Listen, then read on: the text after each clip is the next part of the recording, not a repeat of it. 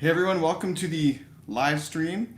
This is the first time I've done one of these on YouTube, so I'm actually not exactly sure how this is going to go, but thanks for coming to hang out with me for now. I'm just going to do a bit of a sort of live Ask Me Anything slash hangout slash talk about how I'm dealing with this pandemic situation. So I don't want anyone to think that this is making light of the current situation at all. Quite the contrary, I really want to just give people a chance to take their mind off things and let you know how I'm trying to make the best of this time. So if you're just tuning in, thanks so much for watching. We're just going to have a cup of tea. And, by the end of the video, I want to have accomplished a couple things. I'm just going to set this over here.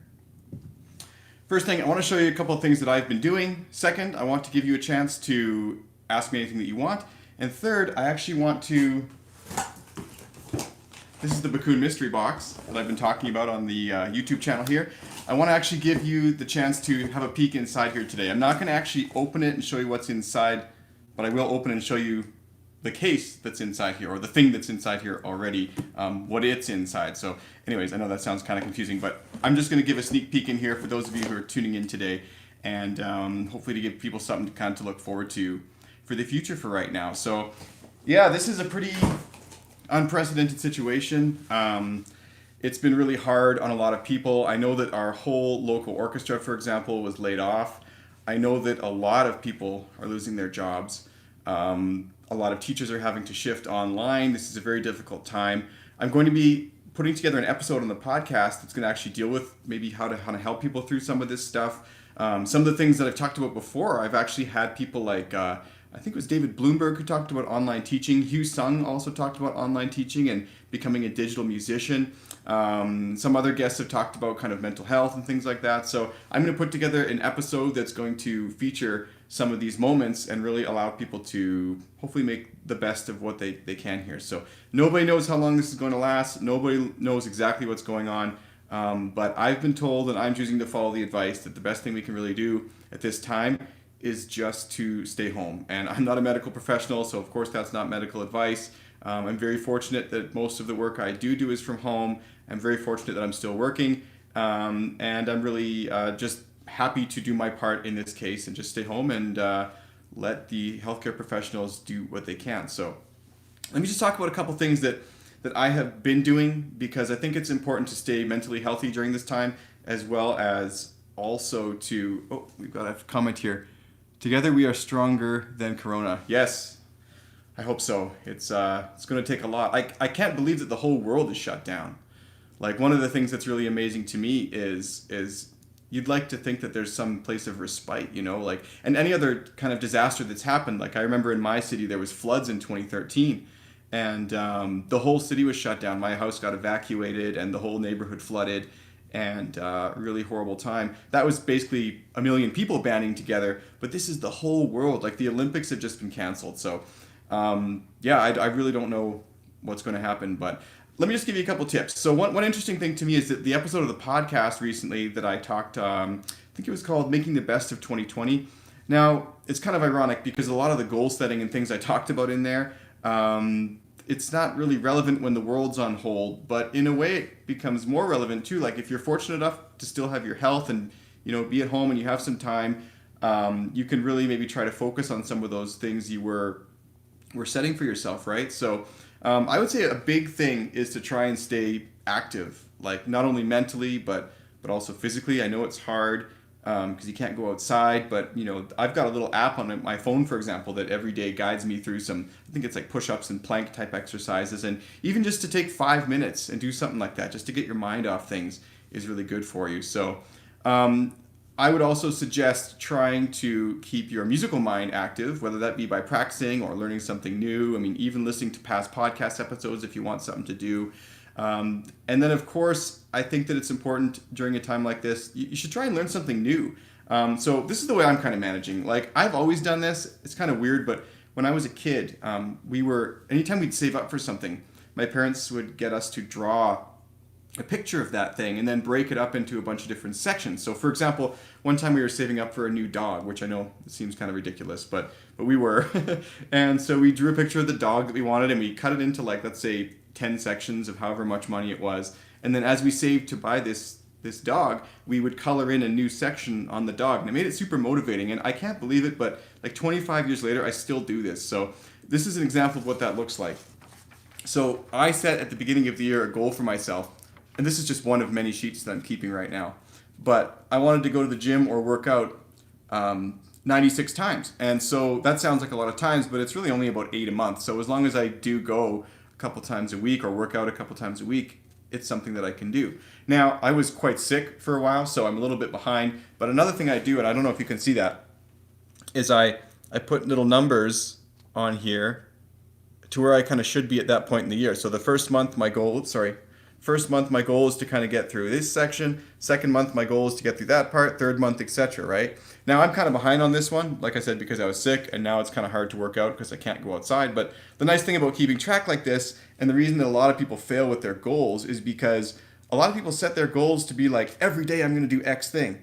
And then when you skip a day, it gives you permission to skip 2 days, you skip 3 days, 4 days, 10 days, you stop caring about your goal. But this kind of lets me catch up. Like if 1 week I can't go at all, I don't have to feel bad because maybe the next week I can go 3 times, right? So same thing, I tried to challenge myself to not spend money the same number of days that I'm going to try to go to the gym. Maybe not on the same days, but on different days. Now, this has become quite a bit easier being on total lockdown. It was supposed to feel like more of a challenge, but as you can see, I'm much more caught up to that goal. So, and you can do this for anything. So that's kind of my health goal. Maybe one of my financial goals is to do that.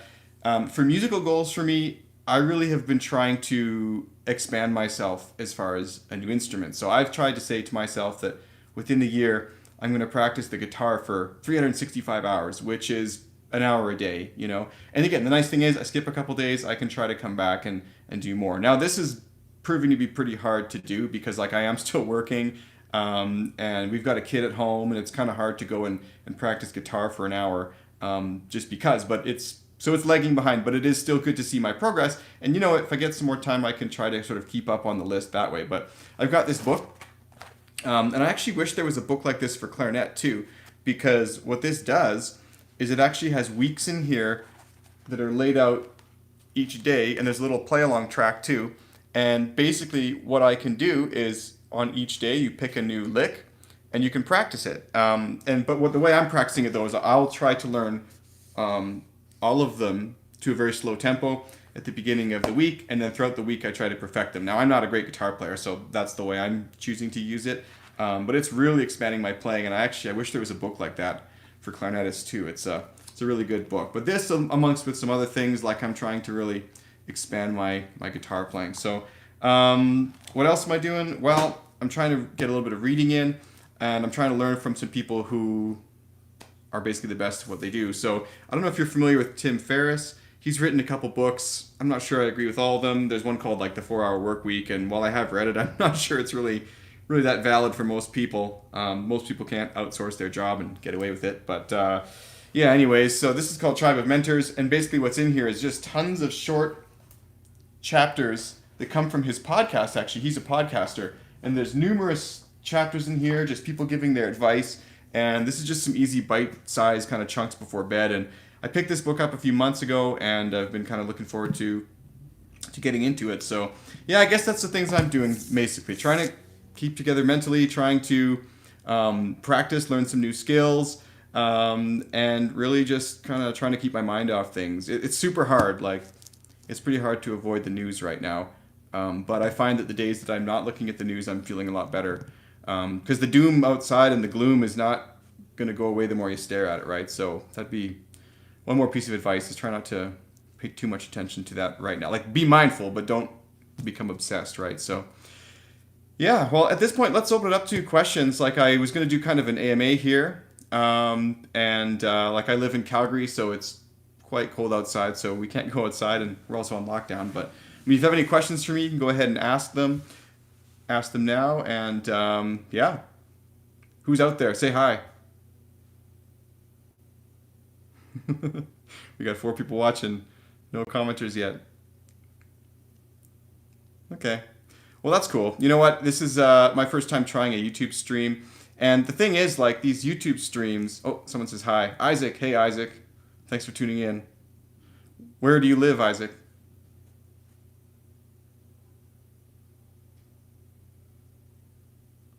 Not sure if he'll comment. I don't know if these comments will play back later too, so that's the interesting thing about this. But anyways, okay, well, you know what? I'm going to show you a couple other things while we're here. So this is my office. Some people have asked for kind of a tour before. Oh, Airdrie. Really cool. So Airdrie, is that like Airdrie in Alberta? Because that's like just north of Calgary, right? Well, yeah, so this is my office. This is where the podcast gets done. This is my microphone. It kind of just hangs here like that. It's pretty cool. And this is literally now where every conversation gets recorded. As I was talking about a while ago, I actually painted the wall behind me purple because this will really help with... oh, Alberta. Awesome. Cool. Thanks, Isaac. Thanks for tuning in. I painted the wall purple because I'm working on some more videos and stuff lately. And I just really wanted to kind of have that in here. It's kind of a cool space. I like it. If I move the camera here, maybe we can see my fish tank over there. Oh, it's going to fall. The phone's going to fall. There's the fish. There's the hole in the wall. But yeah, actually, I really like this office. It's been a great space to work in. But it's got a nice view. If there's like a park outside, you can't really see right now. But this is a great studio. I like it. And this is where, if you ever are interviewed on the podcast, I'll be sitting. So this is the place where all the magic happens. This is my clarinet. Now, I know someone's going to ask me to play it, but the baby's upstairs napping right now, so not today. But this is the Lumiere. We've got the gold keys on there. I went for the Cocobolo. I think that wood looks so cool. And it has kind of a darker sound too, so I kind of like that. This is finally an A clarinet. I'd had only a B flat for a while, and now I've got the A. And this is my new Vocalese CG mouthpiece. So this looks like glass, but it's actually some kind of synthetic proprietary type of material on there. And then of course the synthetic reed. So it's interesting. I was talking to Richard Hawkins, and there'll be an interview coming out with him soon. And one of the things he talked about is like, why did they not make this mouthpiece totally clear? And I guess it's so you can align the reed better, because the reed is already quite clear. A lot of people use these synthetic reeds, and then if you're trying to adjust in the mouthpiece, you can't see it, right? And this happened to me before. Like I was using a black mouthpiece like everybody does a few years ago, and I had tried these new reeds from some Japanese company. I can't remember what they're called right now. Maybe Woodstone or something like that. Anyways, but the reed was black. So when you went to line it up on your mouthpiece, you couldn't even see it, especially if it was dark. The question's coming here. Is the crystal mouthpiece resistant like a crystal, or does it feel like a normal hard rubber? That's a good question. So I have found in playing this a couple things. So I've obviously played rubber mouthpieces for a really long time.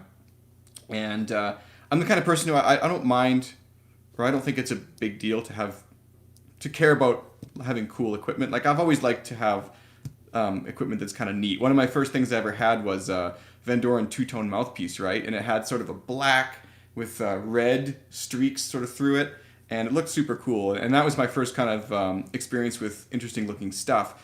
So I've always wanted to kind of play crystal mouthpieces, but I just always found they weren't really for me. There was just something about it, and I could never really put my finger on it. So I would try one, and then I would just go back to my normal rubber mouthpiece. I would try one, back to rubber. And this one, because it's not crystal, it still has some of the qualities, but I find that for me it's much more relatable and approachable. And the thing that I found interesting was it's a very resonant, I don't want to say bright sound, but there's lots of, because people for some reason get turned off by that word, but there's a lot of overtones, so much that I usually like to use a metal ligature to bring out overtones and really kind of exaggerate the character of the mouthpiece a bit. But in this case, I found that it was a bit more than I'd like. So I'm trying a couple new ligatures. This is a Silverstein, I can't actually remember the model. I think it's an Estro. It's a bit finicky. I'm finding it kind of hard to adjust on here. And I don't know if you can see this up close, but see how that thing underneath there is kind of popping off? It seems to happen when you tighten it up, because the ligature kind of fits on here, and then there's these little black things inside, and then when you go to put it on and you tighten it, those move. So I'm finding it a bit finicky. However, the response has been excellent. It really seems to work well, but the price is also very high. So I'll have to see if I can justify keeping it right now, because it was not a cheap investment. The other one I'm trying, I think it's called a Robner Versa, and I just got that. I haven't even given it a go yet, but that'll be something that I'll be trying out in the coming days. But yeah, I find that this kind of encapsulates the benefits of both worlds, but as someone who's played and preferred rubber mouthpieces all the time, I find that it's really working out for me. So one tip too is, I don't know why this was, but I found that I had to use a slightly harder reed than I was using before with it, just to get the sound that I wanted. But that could also just be because I'm on the synthetics, right? So it depends. A lot depends on what your setup is and kind of what you like, and whether or not you like the facing and the feel and the style and all that. But yeah, I'd recommend giving it a go. You can see the little engraving here. Maybe it says, I'll try and get my face out of there so it'll focus. But yeah, it says CG, and on the back the words are kind of engraved like that too. So yeah, it's stunning. Like up close, this looks super amazing. But I've always liked that kind of stuff, and I think there's no shame in that. I know that some people feel that, if the gear works, use it, and that's not wrong. But in my opinion, why not have something that you enjoy the appearance of as well? And it's kind of like guitar. I mean, I remember one of the pieces of advice I once heard a guitar teacher give a student was, I was working at a studio and this guitar teacher was there talking, and the parent was asking in the hallway, and I overheard something like, she wants to buy a pink guitar, but the white one is on sale for $50 less. I mean, which one should we choose? And the guitar teacher said, and it was so wise, he said something like, get the one that's going to make her want to play.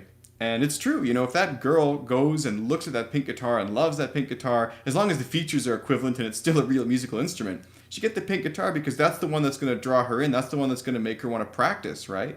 That's the one she's going to fall in love with and genuinely want to sit down and play guitar. Now, it's not all about that, but it's partly about that. I mean, if you really are drawn to the instrument and want to play it, then go for it. So for me, like, why do I get the gold keys? Honestly, it's just because I think they look cool. And ever since I was 12, I used to have brochures of clarinets that I'd kind of flip through, and maybe one day I'll own something like that. And it's a dream to own this. Also, we got a question here.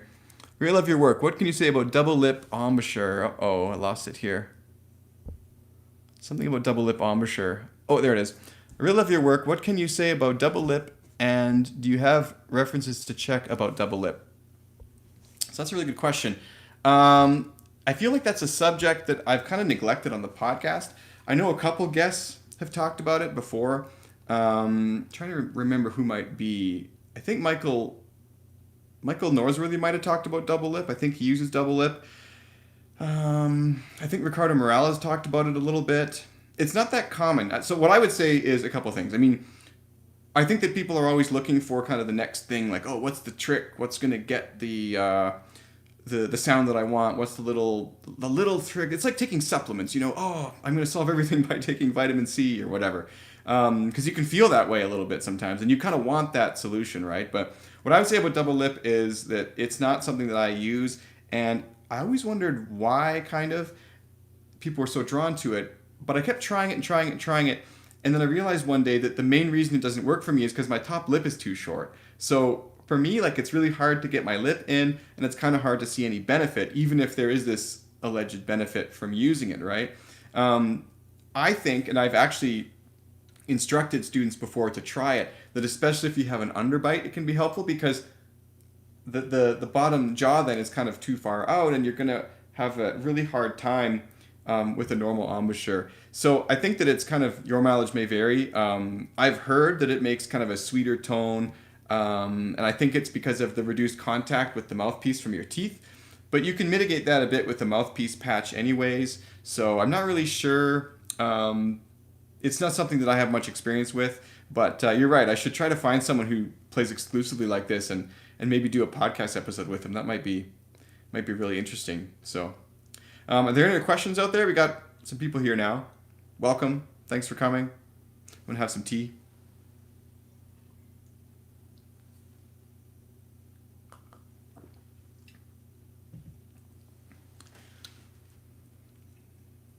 See if I missed any.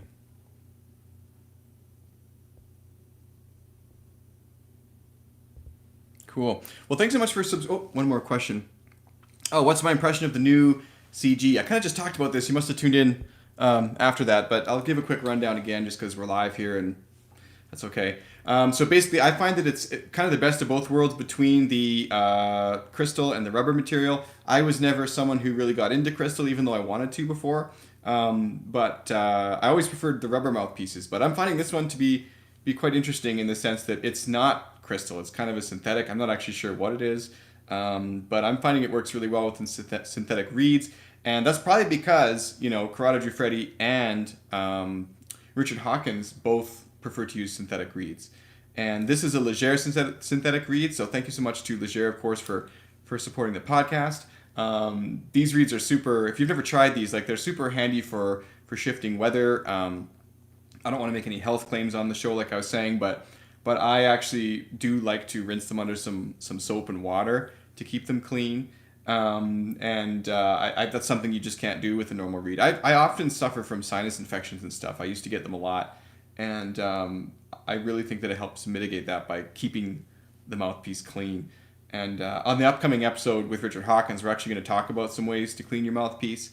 And if you think about it, it's kind of a weird thing that we do. We have this object that we continually put in our mouths, and a lot of people don't wash it on a regular basis, right? So, I mean, you wouldn't drink from the same water bottle or coffee cup for 6 years or 20 years or something like that. So, and I know that people say, oh, you can't catch things from the mouthpiece if you've got them already, but I don't know. I would prefer just to keep a clean mouthpiece. So, another benefit of this material, I think, is going to be for people with silver keys that rubber tarnishes, right? So if you keep a rubber mouthpiece, a lot of people don't know this, but they'll put a rubber mouthpiece in their case, or a student will upgrade. Like a lot of students use a plastic mouthpiece, right? Some kind of plastic, and then they'll upgrade their mouthpiece to a rubber mouthpiece, and all of a sudden their keys turn all black and get that kind of that residue on them, right? So you can mitigate this in a couple of ways. First of all, you can keep the mouthpiece in a separate pouch in your case because the rubber somehow works and tarnishes the silver, right? I don't think it happens with nickel, but the rubber will tarnish from the silver, or the silver will tarnish from the rubber. So you can keep the mouthpiece in a separate case, or what you can do actually is put a little anti-tarnish strip. They're by 3M. You can get those. I think there's some included with that Bakun Care Kit now, which is a bunch of stuff. I have one here to show if we need.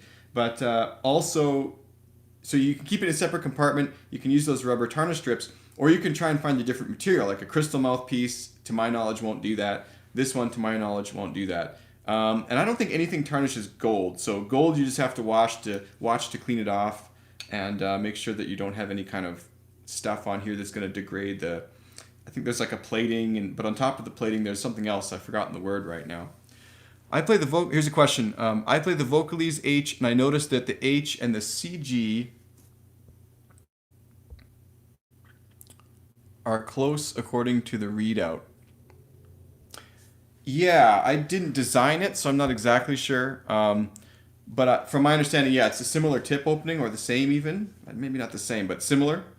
And it's a different material, right? So even though they're kind of listed as having a similar opening, like this is an artist model, so this was customized for Corrado Giuffretti, and it's a different material. So you're going to notice that it's definitely playing different for sure.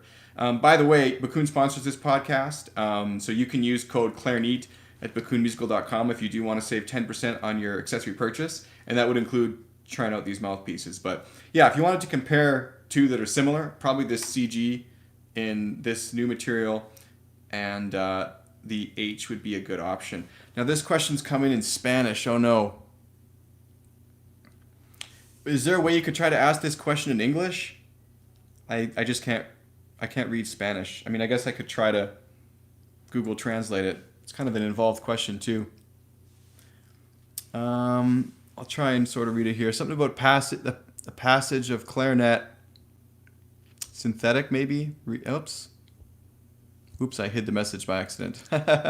Like I said, I'm new to this. Can someone transcribe that for me? Or not transcribe. Translate. I hid the message by accident. I don't know if you can still see it.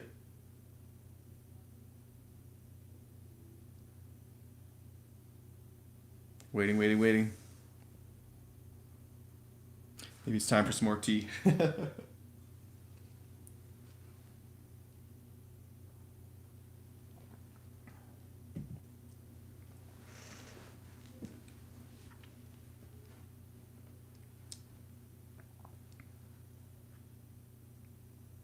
Well, you know what? While we're waiting, let's do this. So I said at the beginning of the video that I wanted to do 3 things. I wanted to show you some of the stuff I'd been doing, and that included kind of planning my time right now. And honestly, the time planning, though, is a little tougher with the kid around. I think that, you know, and I'm fortunate to still, like I said, be working and have things to do. So that's keeping me fairly busy. But I imagine for a lot of people, like especially in big cities, New York or something, you know, you're stuck in an apartment all of a sudden with 4 other people, maybe young kids, and it's going to be tough to get anything done. But you know, when you do get some downtime, I think reading and trying to stay focused on some goals is a good idea. I saw actually on Bakun's Facebook page, they have a video there. They're doing some videos with their artists, and I saw one artist say that what he's trying to do every day is play something for his kids at the end of the day, and I thought that was kind of a really nice goal. In fact, if there's anything that is kind of, I don't want to say good coming from this, because that's really not what I mean, but if there's a silver lining to this horrible situation, it's at least that people are getting some family time, and I think a lot of people have never had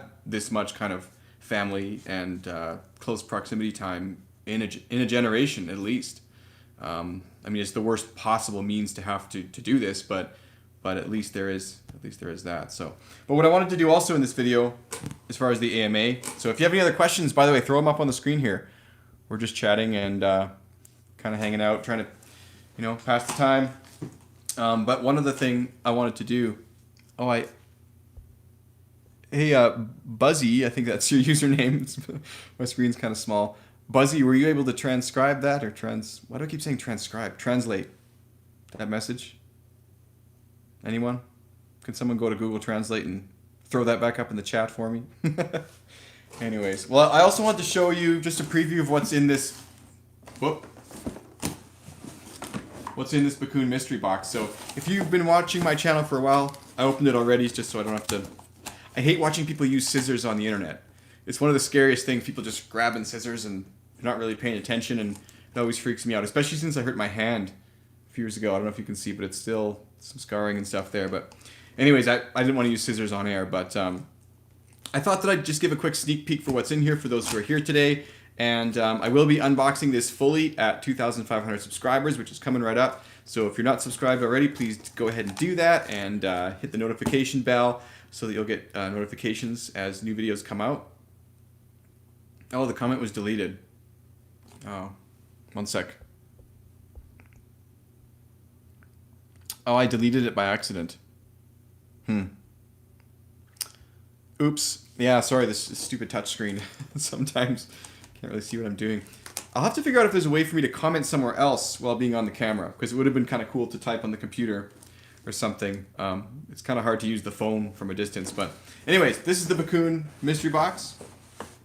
Okay, now I've been saying for a while, like, what is in here? Is it a mouthpiece? Is it a barrel? So I'll show you today kind of what's at least inside, and then I'll do the full unboxing later. So basically the first thing we got in here is a Bakun care kit. All right, so this is a lot of stuff in here.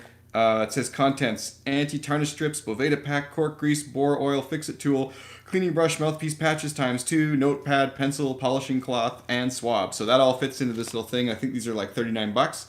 So that's a pretty good deal for all that stuff. And you know, the Boveda pack alone, if you're not using these yet, you got to give those a try, because they do really humidify your case. And they also have a new device that you can actually stream by Bluetooth or something and check on your instrument. I've got one over there I'll be trying soon. And rather exciting news, I did talk to I think it's the creator of Boveda or someone at the company, and I'm going to get them on the show to kind of talk about how to humidify your gear and just why this is important, and how the Boveda packs, actually I think is how you say it, Boveda, whatever. But talk about how those work and why you might want to use them. So also, we've been wondering what it is, if it's a mouthpiece, a barrel, or whatever. It fits in this case. So I will let you extrapolate what that might be. But it's not a barrel, it's not a mouthpiece, and it's not a bell. But who knows what fits in that box? Maybe all three of those things do. Maybe they fit along with some other entire thing. So anyways, thanks so much for tuning in today. Unless there's any other questions, I guess we'll stop. But yeah, that's good for today, I think. Thank you so much for tuning in. And thanks so much for watching, Clarineat. And you know what? I really hope that you stay safe and healthy during this time. And let me know if you thought this was valuable or you'd like to see something else next time. Hopefully I could do some live streams with people one day. I was planning some of that over the summer maybe, especially from Clarinet Fest. I was going to try and, take an artist out for coffee. Like, hey, you're here, I'm here, let's go on a quick YouTube stream and go grab a coffee. But Clarinet Fest, I don't know if you've heard actually, but it's been canceled. And, I wasn't surprised because many events are going to be canceled.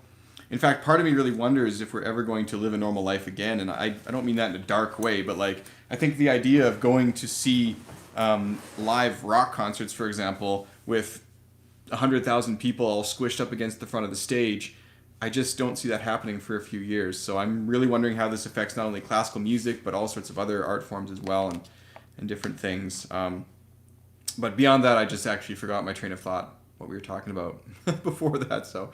The artist at Clarinet Fest. So, and I was also maybe thinking of having people here. Like, there's an artist coming, or she was coming to Calgary, playing with some rock band. I can't remember the name right now. I think her name's Morgan Nilsson, but I don't remember the band's name. But she was coming to Calgary to do a show, and I was really excited because I was going to get to watch. And I was thinking about having her over here for an interview. Like, this is a great space. We could have done a sort of a live broadcast and then streamed it later to the podcast. But I just can't see it happening. There's going to be no guests coming to my house for the foreseeable future. So, just had another question pop up here. One sec. What was the code for 10% off for CG mouthpiece? Oh, okay. So, I should just give a quick shout out to our sponsors again. Thanks so much for making the show possible. And thanks, of course, too, to those on Patreon who support the show. You can do that at clarineat.com/subscribe. You get access to ad-free episodes, extended content, and more. And that's for as little as $1 a month. And the show is brought to you by Encoda, and the channel here is brought to you by Encoda. That's a sort of like a Spotify, but for sheet music. You can check them out at encoda.com. That's NKODA.com. And of course, we also have Bakun Musical Services, and that's who you're asking about the code there. So there's an exclusive code for all Clarineat listeners. You can save 10% off your next accessory purchase with code Clarineat at checkout. So that's valid for the American store and the Canadian store. And it's CLARINEAT. It's just basically the name of the website, right? So just enter code Clarineat, and that should work for 10% off. If it doesn't, you can still place your order. Just put a note in there, and it'll get figured out. And who else? Leger, of course. Leger Reeds. So we've got Leger Reeds, and you can check them out at leger.com. That's LEGERE.com. And they have been great. I've been using those since I was in marching band as a kid. In fact, I remember when I first went into a store years ago and saw one of those. I thought it was so cool. It must have been like 2000 or maybe 1999 even, whenever they first launched. I remember it was kind of tough to convince my mom to buy a synthetic reed for me at that point, because it's like a $40 reed, and this is 20 years ago, so it was pretty expensive. But I used it for marching band for a long time, and it was great out in the heat because they don't dry out. That's still actually my favorite reason That's still actually my favorite reason for using them, is because they don't dry out. I can, not that I'm going to leave this out all day, but I can leave this out for a while, not overnight, but I'll leave it out, and if I want to just play something or go to my practicing, I can do that. If you're teaching, I've never found something to be so valuable, because like I'll be teaching a group of, let's say, 20 kids, and everyone's time has value, right? So if you take 5 minutes every time you want to play to readjust your mouthpiece and ligature, then you're kind of wasting a lot of time in the session, right? So what I love about the Legers is that you can just pop it on there, and then when you need to play during the session, you can go do that without kind of any hesitation, because they're always sort of ready to go. So yeah, interesting product. I definitely think you should check it out. But the code, like you asked for the